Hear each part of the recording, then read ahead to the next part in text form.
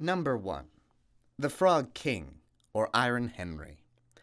Once upon a time there was a princess who went out into the forest and sat down at the edge of a cool well. She had a golden ball that was her favorite plaything. She threw it up high and caught it in the air and was delighted by all this. One time the ball flew up very high, and as she stretched out her hand and bent her fingers to catch it again, the ball hit the ground near her and rolled until it fell right into the water. The princess was horrified, and when she went to look for the ball, she found the well was so deep that she couldn't see the bottom. So she began to weep and miserably lament, "Oh, if only I had my ball again! I'd give anything, my clothes, my jewels, my pearls, and anything else in the world to get my ball back." As she sat there grieving, a frog stuck its head out of the water and said, "Why are you weeping so miserably?" "Oh," she said, "you nasty frog, you can't help me. My golden ball has fallen into the water." "Well, I don't want your pearls, your jewels, and your clothes," the frog responded. "But if you will accept me as your companion and let me sit next to you and let me eat from your little golden plate and sleep in your little bed and promise to love and cherish me, I'll fetch the ball for you."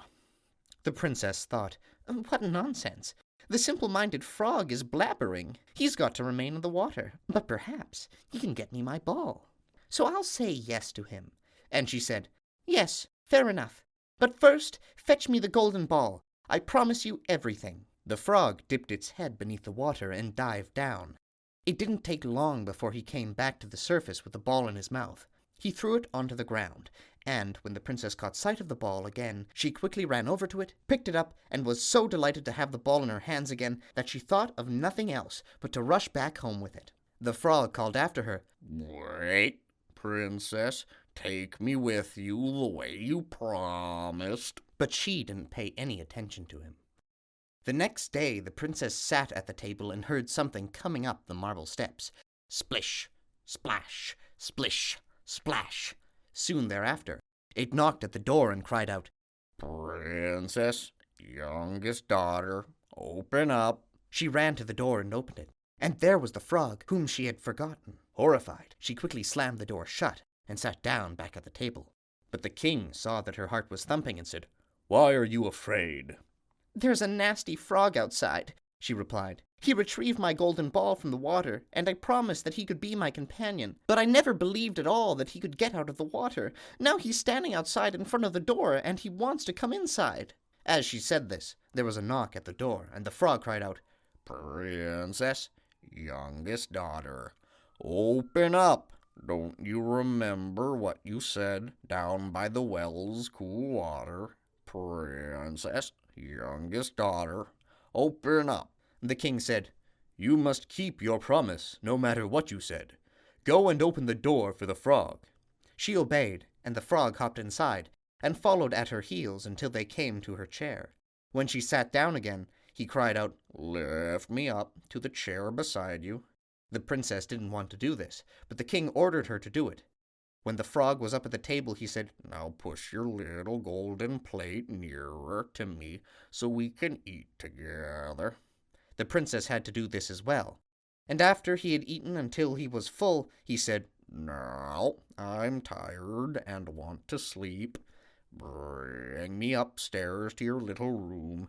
Get your little bed ready so we can lie down in it." The princess became terrified when she heard this, for she was afraid of the cold frog.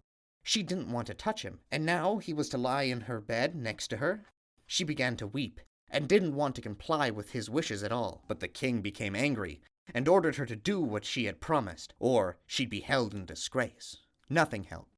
She had to do what her father wanted, but she was bitterly angry in her heart. So she picked up the frog with 2 fingers, carried him upstairs into her room, and laid down in her bed. And instead of setting him down next to her, she threw him crash against the wall.